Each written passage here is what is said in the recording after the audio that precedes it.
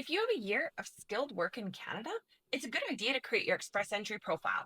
And in this episode, I'm going to walk you through creating the profile optimized for Canadian experience class. Even if you don't have a high Express Entry rank, it's still a good idea to create that profile, especially because IRCC has stated that they're going to create a fast track to PR for people in Canada. And the immigration levels plan clearly prioritizes candidates in Canada with skilled work. Hi, I'm Brooke. I'm a Canadian immigration expert and founder of Navio. At Navio, we offer expert immigration advice without the law firm price tag. So grab your passport, your language test results, and your education credential assessment, and let's dive in. Whether you're creating an Express Entry profile for the first time, or perhaps you have one that's valid and you want to make sure you've put the correct information in to optimize it for the best chance of getting that ITA and ultimately being successful with your application, follow along because I'm going to point out common pitfalls where people enter too much information that's not relevant to their eligibility or CRS points, as well as tips and tricks for making sure that you only have the information required and you're not setting your profile up in a way that's going to require you to provide extra supporting documents when you get to the invitation stage.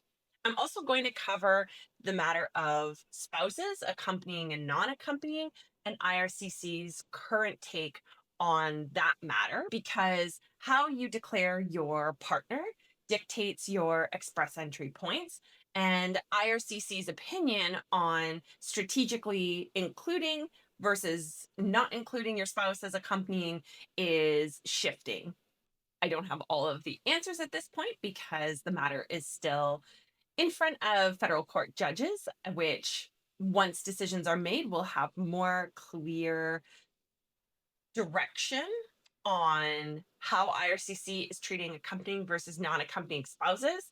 But one thing is sure, if you have a married partner or a common law partner, you have to declare them. They have to be named in your profile, and whether or not they're accompanying or non-accompanying is what's up for debate. And we'll dive into that in a little bit. Just to recap, in order to qualify under the Canadian Experience class, you need at least 1 year, so 52 weeks of work, of full time, that's 30 hours a week for a total of 1,560 hours minimum, skilled work experience in Canada that was within the last 3 years. And that can be cumulative, it can be with multiple employers in multiple skilled jobs. It's quite flexible that way, but you have to meet the time duration, the 12 months or 52 weeks, and the hours, 1,560 hours. It's also essential that you've selected the correct NOC code. And that's not just what NOC code matches your job title. What's more important is that the lead statement of the NOC is reflective of the work that you performed, and you were responsible for a majority of the main duties listed in the NOC. And for more details, check out the first episode in this series, Qualifying for Canadian Experience Class, for a more detailed breakdown of how to use the NOC to select the correct code. Also, a quick reminder that meeting the minimum eligibility criteria and the factors that you're awarded points for in the Express Entry system are two different things. So as we go through this deep dive, I'll make sure to point out when I'm referring to eligibility criteria versus Express Entry ranking criteria so that you understand what information to include and why to include it. And I'll also give you a heads up of what documentation you're going to need when you get that invitation to apply.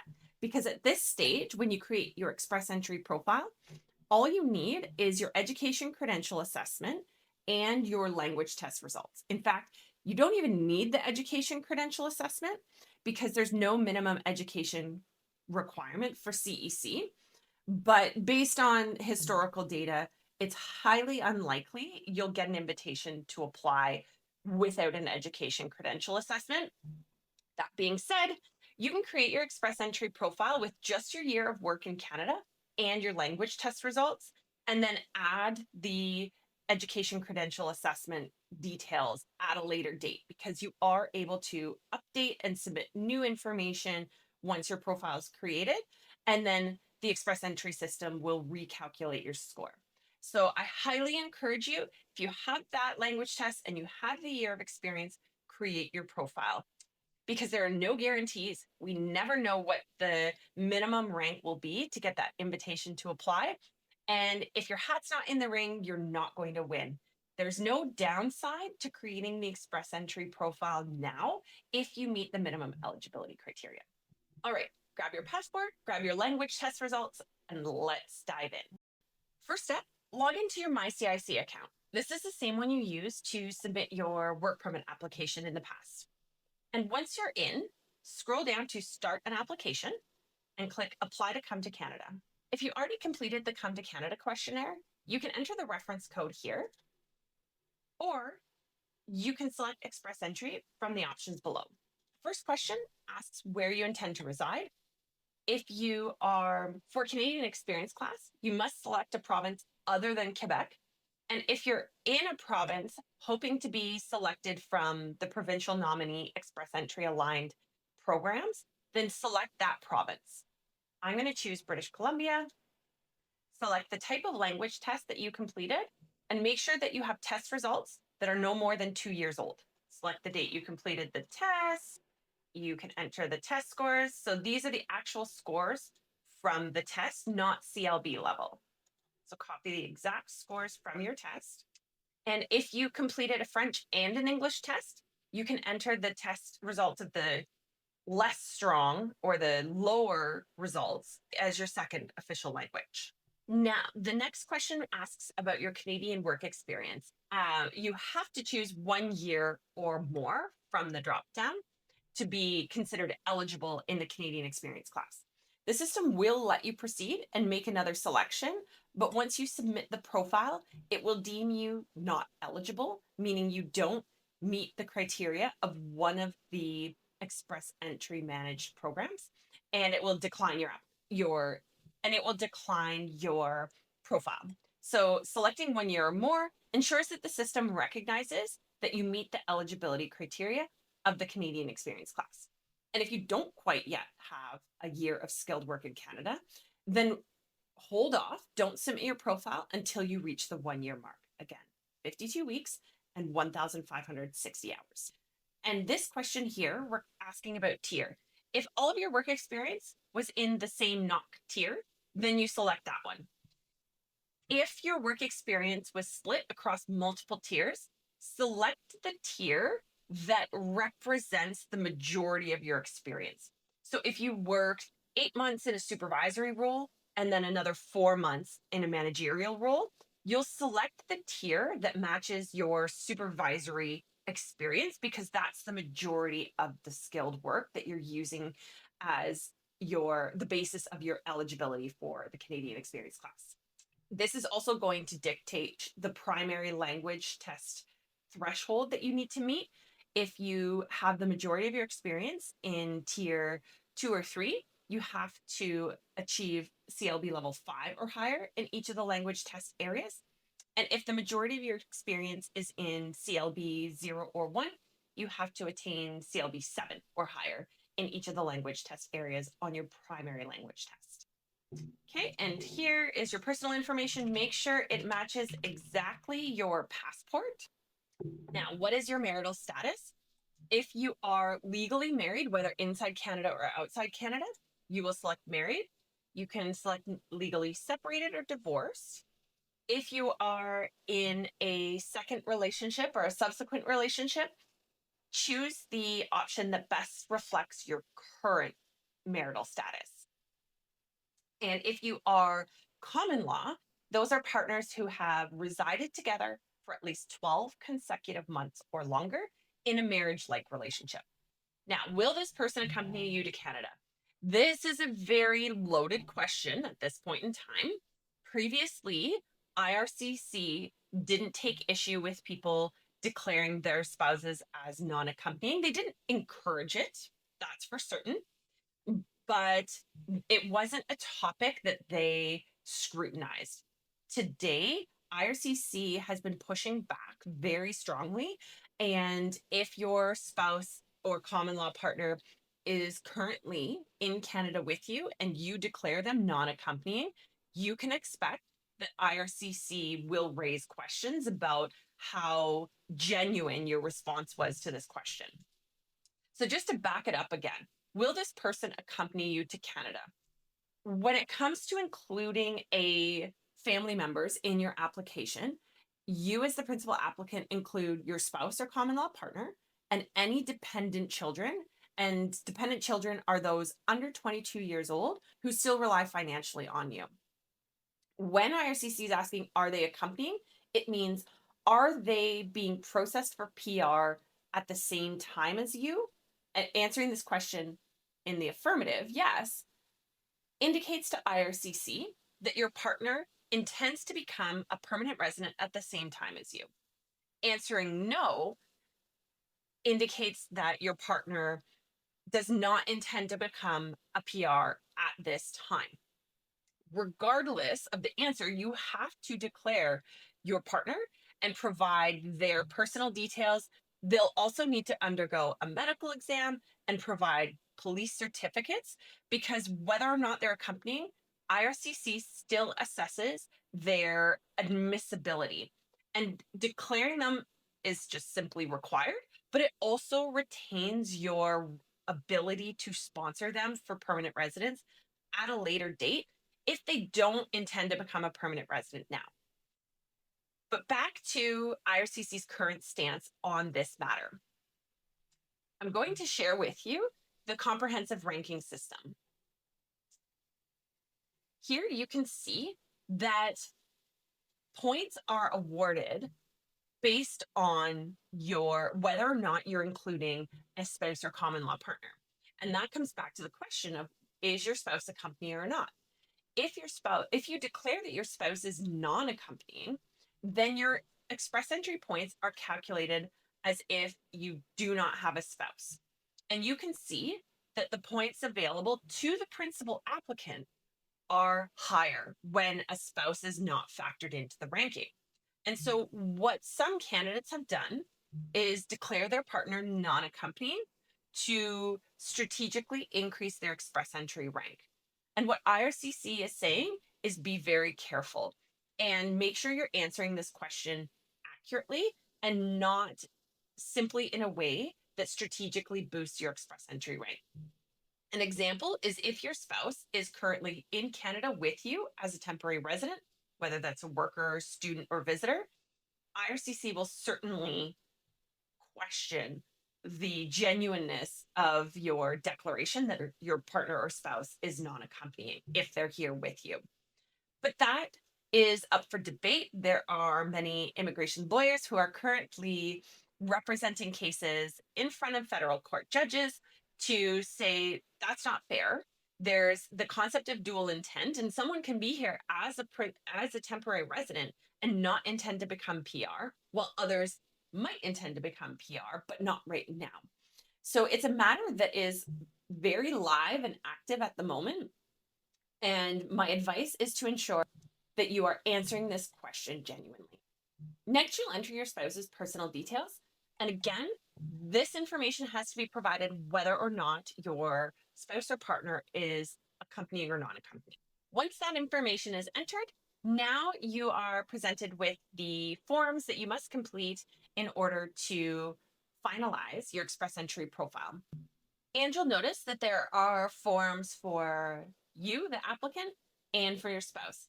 At this point, IRCC hasn't requested any information about your children, which is normal, because they don't factor into your eligibility, nor do they contribute points in the express entry rank, which is why no information has been collected from them at this point. And you're able to start the application forms and come back to them without completing them. So don't be worried that you need to complete it in one sitting. You can save and return to the profile forms and complete them over multiple sittings. Some of the forms will already be populated with the information you previously provided. As you can see here, my name is populated. Again, make sure that is exactly as it appears in your passport. If you have multiple passports, just decide which one you're using for the purpose of your application. You will be requested to provide information about multiple passports, but choose one and use that as the primary passport for your application. Okay, all the personal details here are very straightforward. Marital status, again, that was already pulled from the questions that you previously answered. Any form that has information pre-populated that you are unable to change in the form can be modified by selecting modify family information here at the top.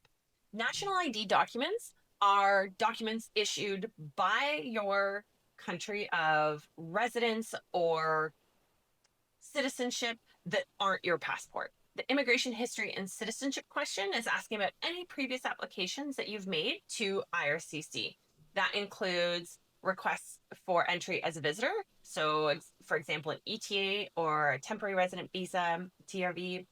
It also includes work permits, study permits, and any other applications for permanent residence.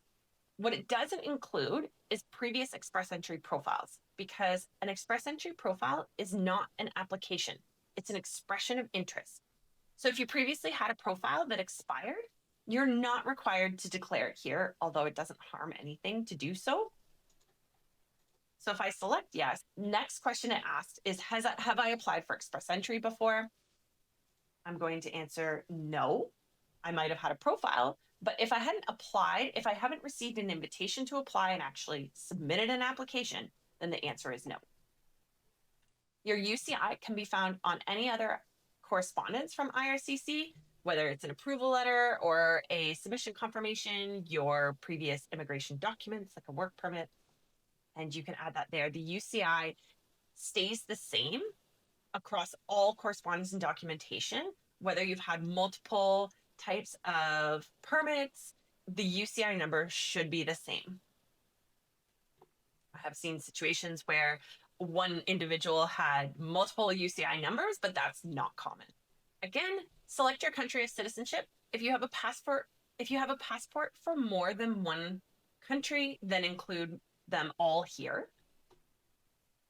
And your country of residence is where you are currently legally residing today. So even if you're in Canada as a visitor at the moment, then your current country of residence is Canada. And it is beneficial if you are in Canada, because based on IRCC's objectives and priorities that were declared in the most recent immigration levels plan, candidates who are in Canada and who already have work experience in Canada will be prioritized.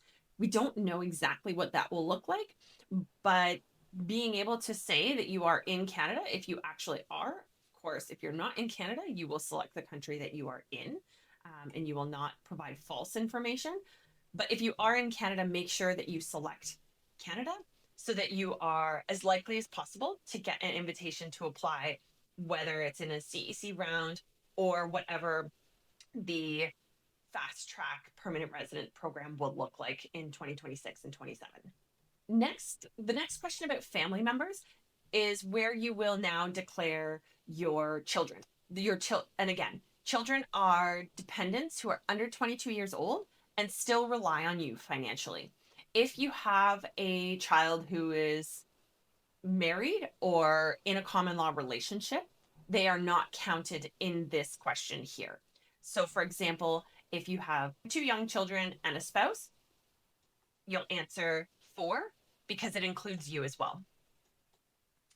And this question here, how much money do you have to support yourself? As an applicant in the Canadian Experience class, you're exempt from the requirement to prove a minimum amount of funds for settlement in Canada. So you can enter 0. And entering 0 will exempt you from being required to provide proof of funds at the invitation stage.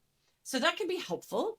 Now, one caveat of that is if for some reason you're also eligible for the Federal Skilled Worker Program and you've entered 0, the Express Entry system will only recognize your eligibility for the Canadian Experience class, because the Federal Skilled Worker class or the Federal Skilled Trades does have a minimum funds requirement. So if you don't meet the eligibility criteria of those other programs that are managed by Express Entry, putting 0 here, it has no negative effect. But if you meet the criteria of more than one Express Entry program, there is some benefit of actually providing the amount of funds available for settlement. And that depends on your family size. If you select the question mark, you'll see here there's a link, and you can review the amount of funds required based on your family size, and that changes year over year. So just make sure you're up to date on that. But putting in that number, even if you're eligible for CEC and not technically required, it allows the system to recognize that you also meet the eligibility criteria of one of the other express entry programs. And the benefit of that is if there's a draw for one of the other programs, then you would be a candidate and potentially receive an invitation to apply. Whereas if the system can't recognize your eligibility under the other programs, you're not able to get an invitation to apply in that program.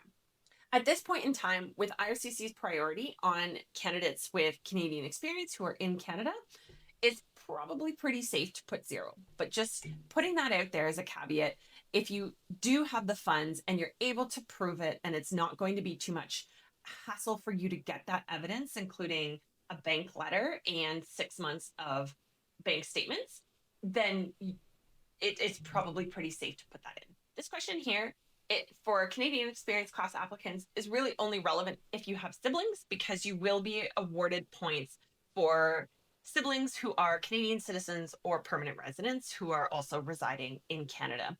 Otherwise, answering yes to this question for Canadian experience class applicants doesn't change anything materially. Contact details is pretty straightforward. The email address you enter here is the one that IRCC will use to send you correspondence. So make sure that it's one you check frequently, and you will receive updates about your application to this email address. Here in the education history section, you can enter your Canadian education and any foreign education that you have an ECA or an education credential assessment. At this stage, we only need to enter information that demonstrates our eligibility or contributes to our express entry points. So putting your entire history at this point in time isn't useful. You can add additional details once you get an invitation to apply. So just a reminder, if you have Canadian education at the post-secondary level, add it here. And if you have a foreign credential and you've obtained an education credential assessment, this is also the spot to put it. If you have a foreign credential and you don't have the education assessment yet, don't add it, because it doesn't add or contribute to points at this stage. And just a note on what credentials to have assessed. If you have a master's or a PhD, just have your highest level of education assessed.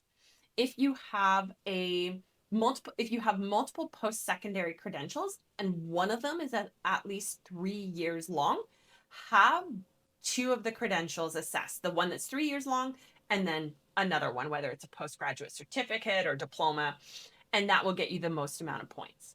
If you have a bachelor's degree, have that assessed. And if you have multiple post-secondary credentials, but none of them are 3 years or longer, you only need to have one of those credentials assessed. And once you select yes, you'll see your requested field of study. This honestly, at this point, doesn't have an impact on your eligibility or your CRS score, but still select the most accurate option. It's possible that in the future, IRCC could target invitations based on candidates' field of study. That hasn't happened yet, but we know that IRCC is becoming more strategic and targeting candidates in particular ways.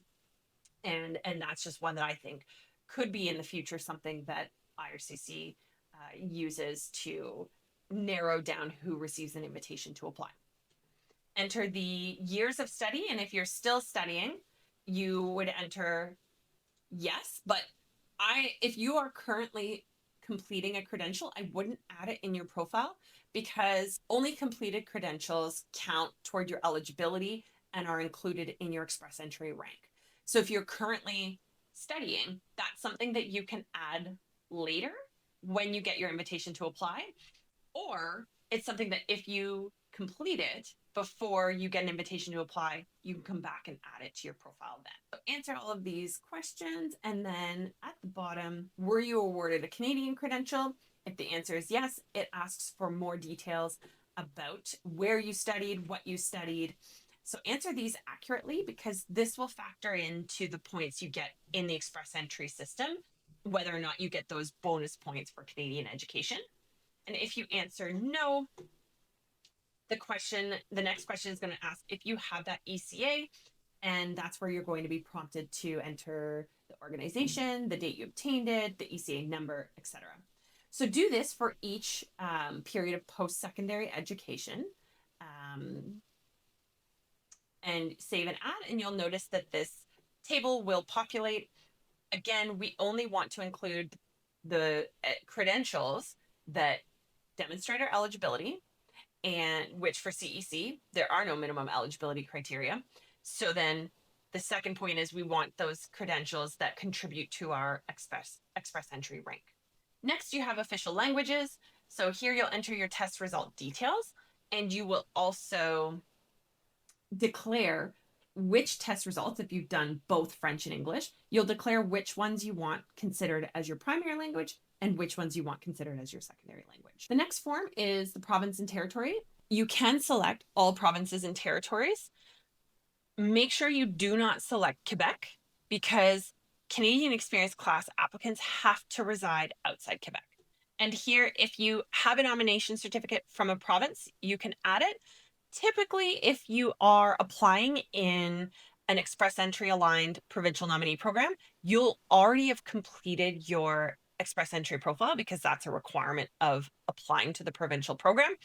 But in any case, answer this accurately. The representative form asks whether or not you have an authorized representative, whether paid or not, who you are giving access to represent you and act on your behalf with IRCC. If you've had a consultation with a lawyer or a regulated Canadian immigration consultant, or you had a review, that doesn't create a client. That doesn't mean this person has been appointed to represent you to IRCC. So unless you've signed the IMM 5476 use of representative form and you have a retainer or a service agreement that states in the scope of work that the individual will be representing you to IRCC, then you would answer no to this question. And what I like to do is if you've had some ad hoc support, like a consultation or a review, just declare that in your cover letter because that ensures that IRCC doesn't draw a conclusion of misrepresentation. Finally, work history. I highly recommend that you complete the exercise of gathering your NOC codes and the tier level prior to filling in your express entry profile. As you'll see from part 1 in this series, I go into detail in that episode of how to search the NOC, how to choose the correct code and associated tier level. And doing that exercise and prior to creating your profile just makes the profile creation a lot more seamless. The first question here, choosing your primary NOC, that's the NOC code in which you have the most experience. So that would be, again, going back to the example, if you have 8 months of supervisory experience and 4 months of management experience, you would put the NOC code from the supervisory role here. And the date you first became qualified to practice is the date that you obtained the highest level of education required for the role. If it's a job that doesn't require education or official licensing from a regulatory body, then I would put the date that you completed your highest level of education, whether that's high school or post-secondary, whatever that may be. But if you are working in a regulated occupation, it's the date that you obtain your license to practice. Certificates of qualification are typically Red Seal or the provincial equivalent for trade occupations. And if you have one, you can add it here, even if it's not related to the work experience that you have. So for example, if you're someone who has prior experience in a certified trade and you can get that certification recognized in Canada, there's an equivalency test that you can often take if you have experience and a foreign trade certification. You could get that certification and add it here. And even if you're qualifying Canadian work experience is completely unrelated, you would still get extra points in express entry, 50 points, toward your rank in the express entry pool. So that can be beneficial. Intended work in Canada, do you have a job offer? Canadian experience class applicants are not required to have a job offer. And since IRCC removed points, there's really no advantage to adding details of a job offer here. And further to that, when IRCC asks, do you have a job offer? They mean, do you have a job offer from an employer that has a valid labor market impact assessment, or from an employer for whom you're working that is named on your work permit, and that work permit was issued on the basis of a labor market impact assessment? Or do you have a job offer from an employer who's named on your work permit? You've worked for the employer for a year on an LMA exempt work permit, and you continue to work for that employer. So it's not just any job offer. If you have an open work permit, then you certainly don't have the type of job offer that IRCC is referring to in this section. Now, work history, this is where we want to be strategic about what we include, because here we're only including work experience that demonstrates we meet the eligibility criteria of the CEC. So that would be all of your Canadian work experience in skilled jobs, tier 0 through 3, that fall within the last 3 years.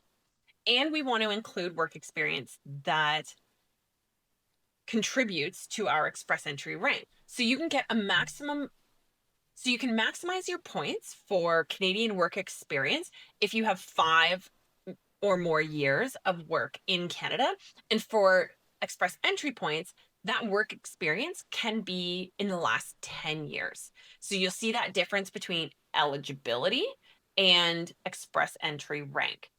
For example, if you're someone who had a work permit, then left Canada, and now you're back on another work permit, the more recent experience needs to be entered to demonstrate your eligibility in the Canadian experience class.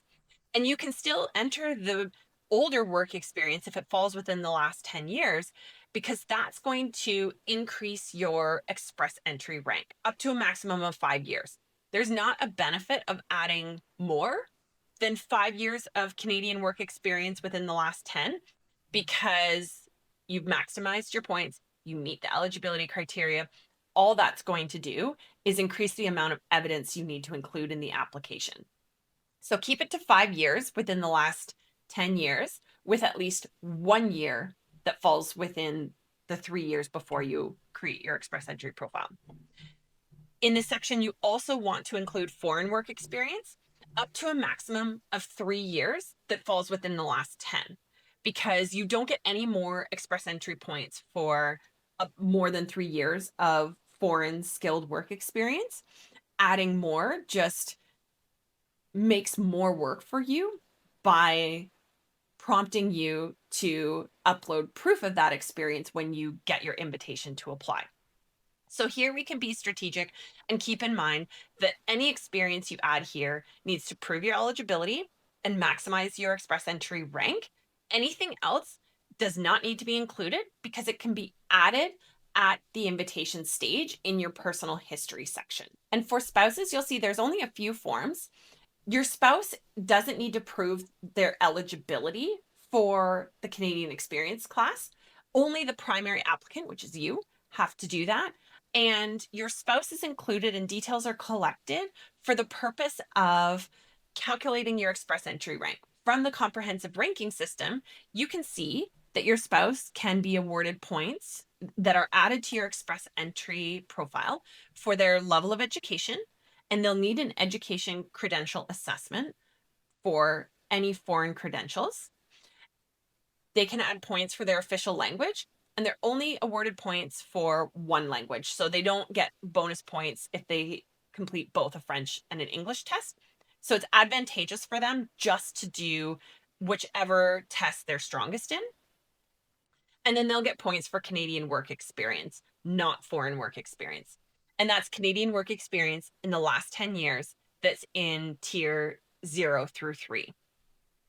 So in your spouse's work experience section, only Canadian experience, that falls within the last 10 years that's skilled, tier 0 through 3. Again, it doesn't need to be consecutive work. It is cumulative. It can be with different employers over different periods of time in different occupations, as long as each occupation you include here is skilled. And that is true for you, the principal applicant, as well. A couple more notes on work experience that you're entering in your profile. If you have multiple periods of employment for the same employer, and if there are any gaps in between, make sure you enter each period in its own entry. Because if you had multiple stints with the same employer over a prolonged duration and you put that as one entry, the express entry system will award you points for that entire period of employment that you've added. But when it comes time to proving that you have that experience, your work experience letter will break out each period of employment and say you worked during these specific times over the course of that longer period. And that will actually impact your score. You'll receive more points than you should have. So break it out. And if you've worked for the same employer, but you got a promotion and those two roles fall within different tiers and not codes, also break those out. So for example, we've had situations in the past where someone started working in an entry-level role and then progressed to supervisor, manager. And if you enter that whole period as the current role, which let's say is the skilled role, that's not accurate, and you'll be awarded points that you don't deserve, which ultimately can result in your application being refused if you receive the invitation. So be mindful of that. And the system lets you put anything you want into your profile and it will award you points. At this stage, you're not uploading any documents. So make sure you've got that completed accurately so that when it comes time to prove that you have the experience you claimed after you get your invitation to apply, that you don't run into any hurdles at that stage. You also don't want to include any self-employed Canadian work experience because it's not eligible for CEC and it doesn't award you express entry points. But you can include self-employed work in foreign work experience because you will be awarded points, express entry points, for self-employed foreign work experience. If you have a mixture of self-employed and employed work experience, and you have at least 3 years of employed work experience, it's probably going to be easier to prove it because you can get an employment letter, you can show pay stubs and income tax documents, whereas self-employment can just be a little trickier to prove depending on how you structured that income, but still possible. I'm always looking for the path of least resistance. So there you have it. We just created a CEC optimized express entry profile. To learn more, dive into Navio HQ. It's your headquarters for everything Canadian immigration with tools, templates, and guides built by our experts. And the best part is it's absolutely free for you. You'll find our express entry profile guide and a not code selector tool. You can upload your CV and the tool will spit out the not codes that most closely relate to the experience in your CV to help you select the right not codes to enter in your express entry profile. Again, click the link in the description to log into Navio HQ and access those free tools. And if you found this episode helpful, share it with a friend and subscribe so you don't miss upcoming episodes.